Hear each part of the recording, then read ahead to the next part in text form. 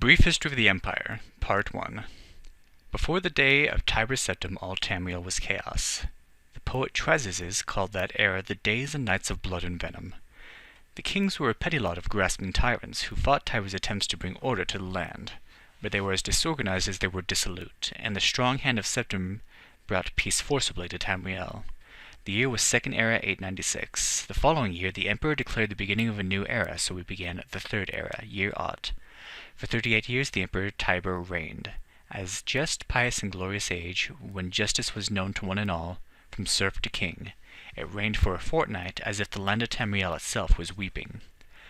The emperor's eldest living son, Pelagius, came to the throne. Though his reign was short, he was as strong and resolute as his father had been, and we could have enjoyed a continuation of the Golden Age. Alas, an unknown enemy of the Septims hired the cursed organization of cutthroats, the Dark Brotherhood, to kill the Emperor Pelagius I as he knelt at prayer in the Temple of the One in the imperial city. Pelagius I's reign lasted less than 3 years. Pelagius had no living children, so the crown of the empire passed to his first cousin, the daughter of Tiber's brother Agnoreth. So did Kintira, former queen of Silvernar, assume the throne. Kintira was blessed with a time of prosperity and good harvests, and was an avid patroness of art, music, and dance. Kintira's son was crowned after her death, the first emperor of Tamriel to use the imperial name Uriel. The Emperor Uriel I was the great lawmaker of the Septim dynasty, the promoter of independent organizations and guilds.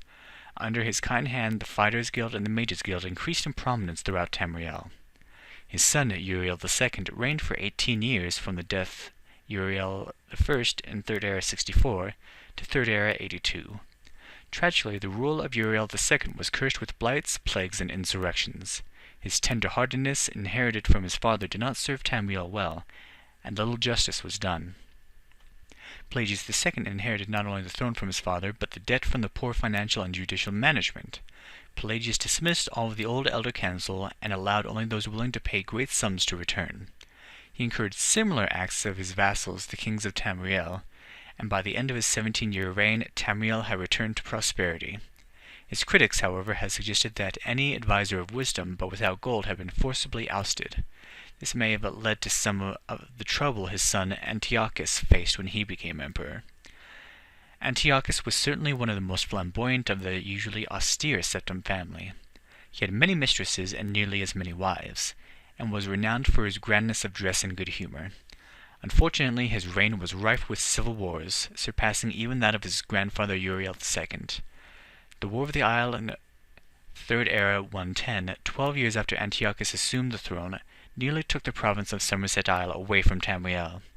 The united alliance of the kings of Somerset and Antiochus only managed to defeat King Orgnum of the island kingdom of Paedonia due to a freak storm. Legend credits the Sijic order of the Isle of Artaeum with the magic behind the storm. The story of Kintira II, heiress of her father's throne, is certainly one of the saddest tales in modern history. Her first cousin Uriel, son of Queen Potena of Solitude, accused Kintira of being a bastard, alluding to the famous decadence of the imperial city during her father's reign. When the accusation failed to stop her coronation, Uriel bought the support of several disgruntled kings of High Rock, Skyrim, and Morrowind, and, with Queen Potena's assistance, coordinated 3 attacks on the Septim Empire. The first attack occurred in the Iliac Bay that separates High Rock and Hammerfell. Kintira's entourage was destroyed and the Empress was taken captive. For 2 years, Kintira II languished in an imperial prison believed to be somewhere in Glenpoint or Glenmoril Word, before she was slain in her cell. The second attack was on a series of imperial garrisons along the coastal Morrowind Islands. The Empress consort Contin Arnix defended the forts. The third attack was a siege of the imperial city itself, occurring after the Elder Council had divided the army to attack western High Rock and eastern Morrowind. The much weakened government had little defense against Uriel's attack, and surrendered only after a fortnight of resistance. Uriel took the throne that night and proclaimed himself Uriel III, Emperor of Tamriel.